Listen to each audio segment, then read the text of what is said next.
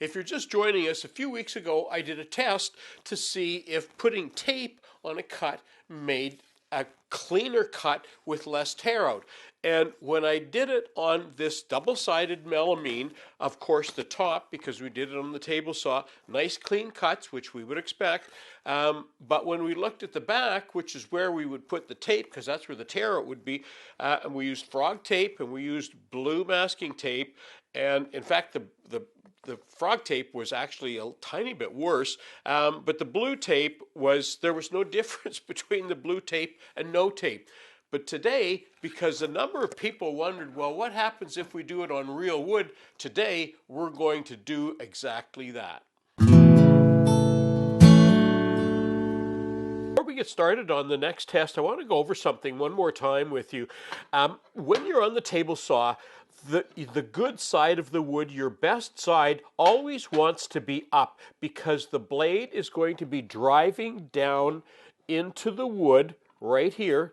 See the blade driving down into the top of the wood, and at the bottom, of course, it's pushing out, so it's going to tend to tear at the bottom.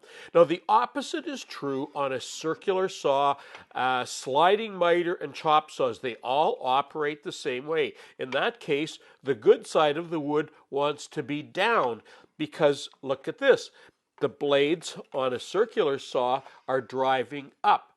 They're going to drive up into the wood like that, and if I can get that to spin a little bit there, and you can see that the best cut is going to be coming from the bottom, and the tear out, because that's where the teeth are exiting the wood, is going to be at the top. So on a sliding miter or on a chop saw, you would put the tape at the top where you can see it. On a table saw, it's underneath where you can't see it. For my test today, I've got 3 sets of wood. I've got oak, a hardwood, I've got pine, a softwood, and I have plywood. I have all of them marked with red on top. So, of course, when we put the tape on, we put the tape on the bottom because that's where the tear out is going to be. Now, a few helpful souls suggested last time that I burnish the wood, and that's what you do to burnish the wood. And I already did that when I did the melamine test. You almost have to do that. You can't just lay it on there. You really need to stick it on there good. So that's all been done. I'm not going to show you every cut. I'll show you a speeded up view of the process, and when we get finished, we'll have a look at the results.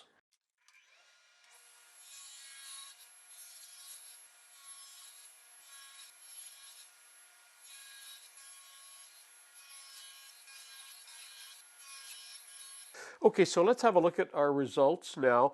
And of course, I'm always going to show the back here, but I'm showing you the red now because that was the top. So here's the oak, and I hope the camera can pick this up, but there's the 40 tooth. You can see there's the line there, and there's the other line.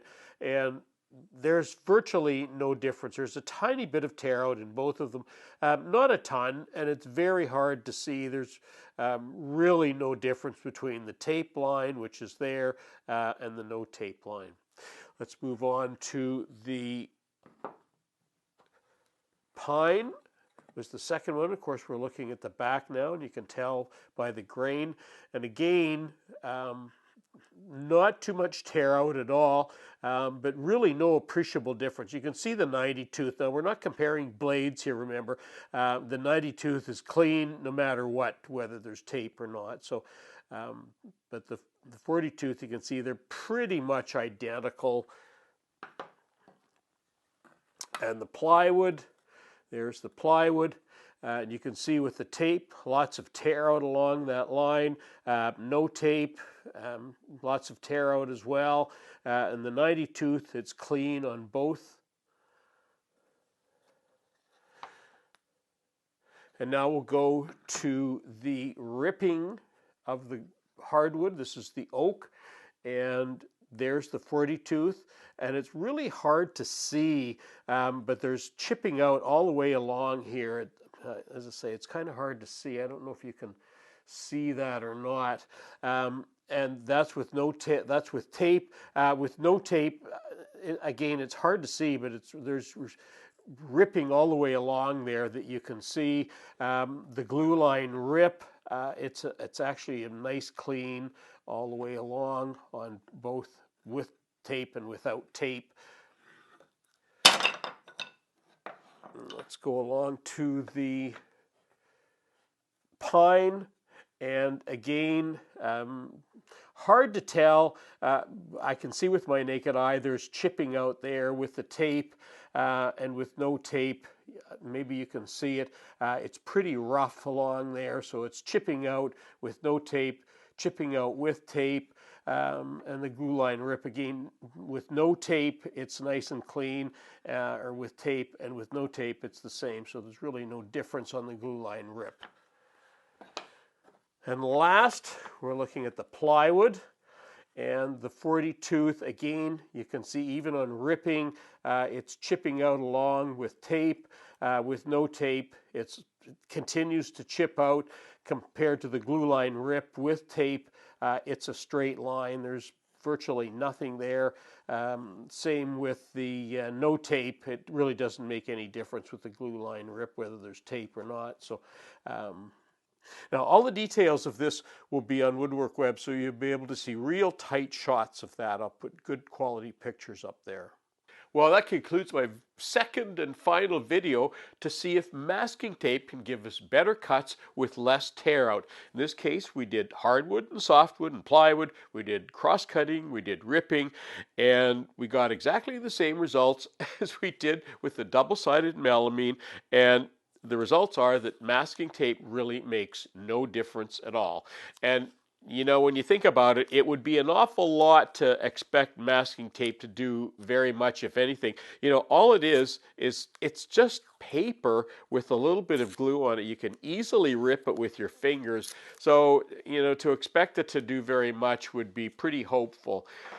What we do know does make a big difference is a better quality blade. And remember now, we're not testing blades. We're not checking to see how good the cut is we can make. We just want to compare the tape to see if with and without if it makes any difference, and it really doesn't. And if you want to have a good look at, go to WoodWorkWeb, go to the article, the link is in the description box below, and go and have a look at the pictures there, and I think you'll be able to see, because I'm going to put up some good quality pictures, the best I can for the website, and I think you'll be able to see that it really doesn't make any difference. But what does make a difference is a better quality blade. Maybe one day we'll do some comparisons of some blades and see what kind of results we get with that. That finishes that video, and that finishes this series. I'm Colin Cadet for WoodWorkWeb. Thanks for watching.